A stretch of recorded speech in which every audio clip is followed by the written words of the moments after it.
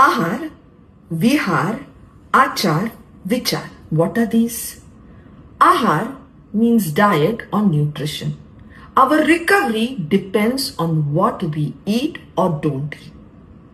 Vihar is the exercise activity that we do. Achar are the habits or the conduct that we have.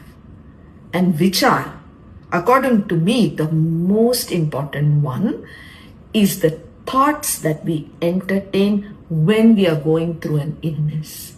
Now, what and how can we apply this in treating a simple thing like a cold or flu?